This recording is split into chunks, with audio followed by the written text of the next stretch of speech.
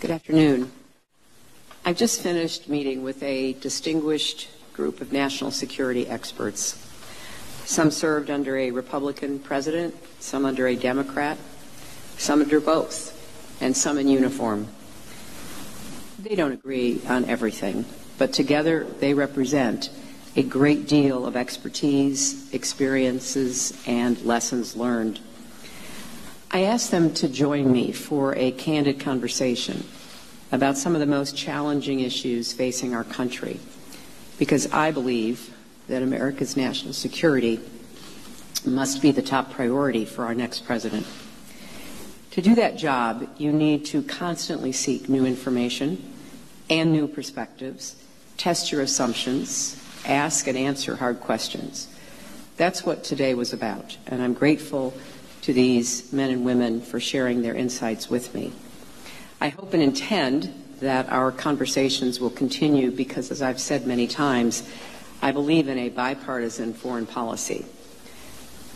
We won't always see eye to eye, but when it comes to questions of war, peace, and the safety of our country, we can't let party affiliation stand between us. We need to put partisanship aside and work together for the good of all of us. And I know we can do it. I've seen it happen under both Republican and Democratic presidents. So that will be my goal if I'm elected this fall. Today, our main conversation was, as you might expect, ISIS and other terrorist threats. We discussed how ISIS is finding ways to convince young men around the world and some young women, including in our own country, to get assault weapons or strap-on bombs and kill large numbers of people. And we talked specifically about a strategy to protect us from that threat here at home. We went into detail on what it will take to surge our intelligence to help us detect and prevent attacks before they happen. We also discussed methods to disrupt online recruitment so they stop reaching and radicalizing young people on the internet. And one of the points that many of the participants emphasized, which deserves a higher priority in a counterterrorism strategy, is the role of local governments and community leaders here at home, who truly do act as our first line of defense. While we protect the homeland, though, we need to take the fight to ISIS. That means smashing their strongholds, denying them safe havens, dismantling the global network of fighters, financing, and arms that supply these terrorists, which requires working closely with our allies. It does not mean sending contingents of American combat troops to take and hold territory. That's neither wise nor in the interest of the United States, and it is exactly what ISIS wants. Instead, we have to hit them from the air and intensify support for local Arab and Kurdish partners on the ground. I support deploying more special forces, enablers, and trainers as needed, increased surveillance, intelligence gathering, and reconnaissance. And as I said earlier this week, I also believe it should be a top priority to take the leader of ISIS, Abu Bakr al-Baghdadi, off the battlefield, just like we did with Osama bin Laden. That will help us focus our efforts and make it very clear that no one attacks the United States or inspires attacks without being brought to justice. Here today we talked about what we need to do. I would stand up a mission team to bring focus and priority to this effort. We will devote the intelligence assets necessary, combined with the capabilities of our allies and partners on the ground and the precise application of military force. We know how to do this. We have models to draw from. It will be a paramount priority for me as president, and it will send exactly the right message. History tells us that we need an approach that's comprehensive and deals with multiple overlapping conflicts in the region, and along the entire arc of instability, from North Africa through the Middle East into Central Asia and beyond. As we've been reminded in just the last 24 hours, with reports of another nuclear test in North Korea, we face threats from many parts of the world.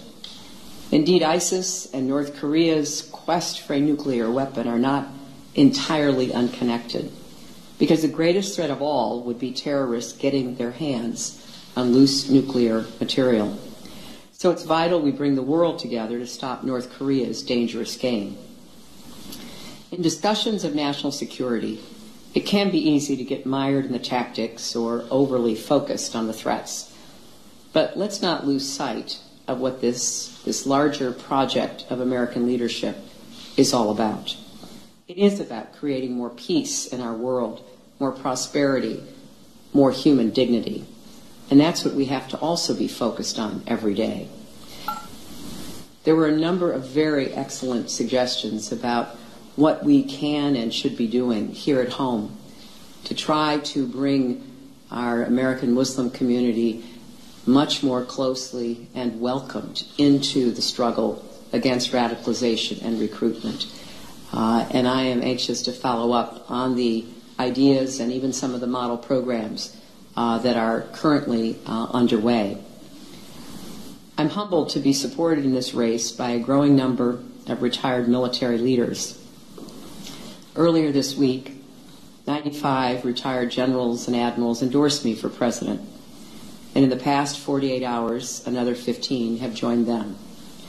So have people on both sides of the debates that have defined our foreign policy for the last 30 years.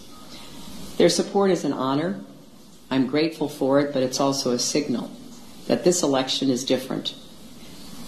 I don't want to rehash everything my opponent has said in this campaign, but no conversation about our national security would be complete unless we acknowledge that the nominee on the other side promises to do things that will make us less safe.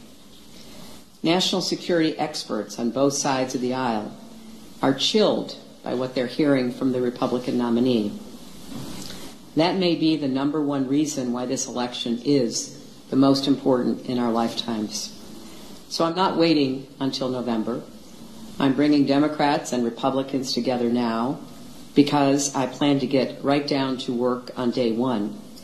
The stakes are too high and the issues too serious for anything less than that level of preparedness.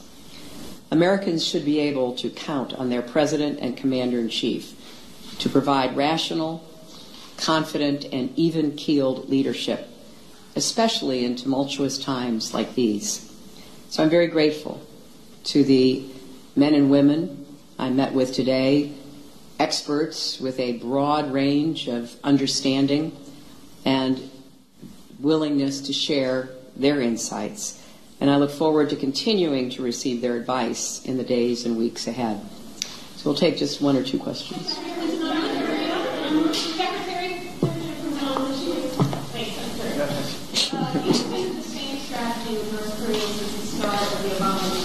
Strategic patience and gradually escalating sanctions, that's clearly failed.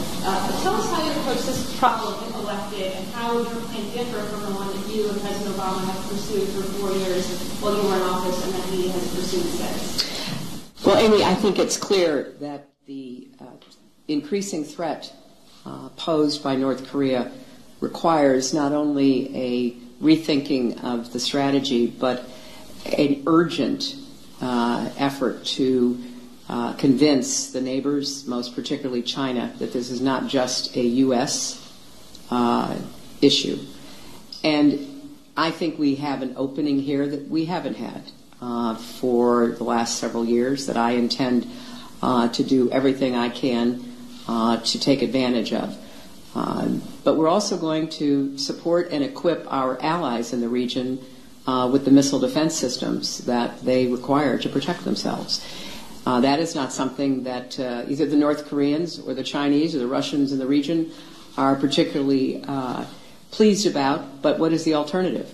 We are not going to let anyone who is a treaty ally and partner of ours be threatened, And we are not going to let North Korea pursue a nuclear weapon with the ballistic missile capacity to deliver it to the United States territory. That is absolutely a bottom line. And if other countries want to assist us in this effort, we welcome that, and we will engage in intensive discussions as soon as possible. Secretary Clinton, you put out a statement earlier today saying that you support President Obama's call for additional sanctions on North Korea, but they've faced sanctions for years, and clearly it hasn't stopped them from moving forward on their nuclear program. So how will a few more sanctions help, and would you consider the kinds of negotiations that you pushed for with Iran? Well, the answer to the second question is yes, because we faced a similar problem in 2009. As a senator, I voted for every sanction that was put before the Senate against Iran in our effort to try to prevent Iran from moving forward on a nuclear program. It didn't stop them. They built covert facilities. They mastered the nuclear fuel cycle.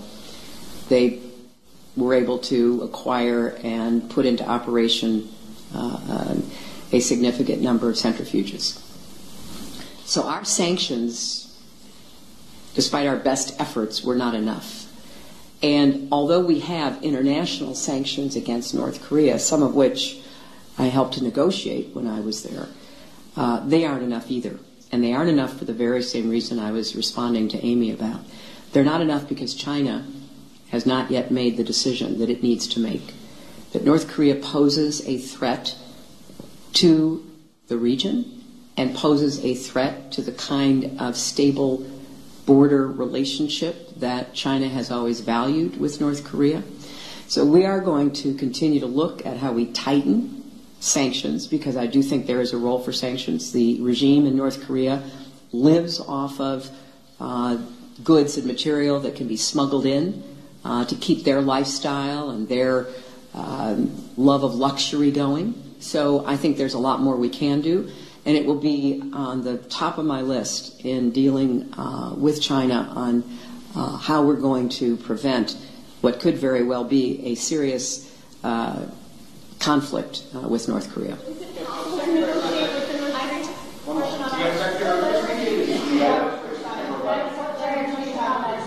Well, Jennifer, you know, you don't talk about leverage until you actually produce leverage. And I believe that we do have leverage with China, and I believe, based on my extensive discussions when I was Secretary of State, that there's even a conversation starting within China about how to handle the changes in the North Korean regime. China has no interest in seeing the kind of buildup which we are going to be doing. And I will stress this and underline it. We will not leave our friends and allies unprotected. And we will do everything we can to put in the most effective missile defense system against anything that North Korea does. Chinese are not happy about that.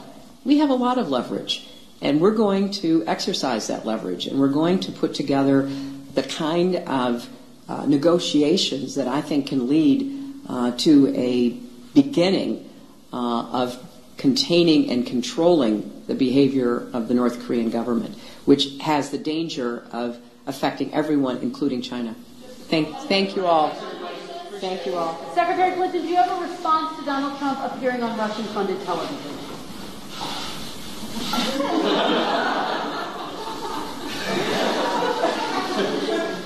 You know, every day that goes by, this just becomes more and more of a reality television show. It's not a serious presidential campaign, and it is beyond one's imagination to have a candidate for president praising a Russian autocrat like Vladimir Putin and throwing his lot in with him in the way that he has approved of his wish list, and not even really understanding what Putin has already done, like invading and occupying Crimea. We are living in challenging times, and that certainly was reinforced by the excellent discussion we had today. No one who wants to assume the responsibility of being president and commander-in-chief should be making the kind of reckless and dangerous statements and identifying with a regime that has some aggressive tendencies toward our interests, our values, our friends and allies. So can I say I was surprised? I'm not sure anything surprises us anymore, but I was certainly disappointed that someone running for President of the United States would continue this unseemly identification with and praise of the Russian president, including on Russian television. Thank you all.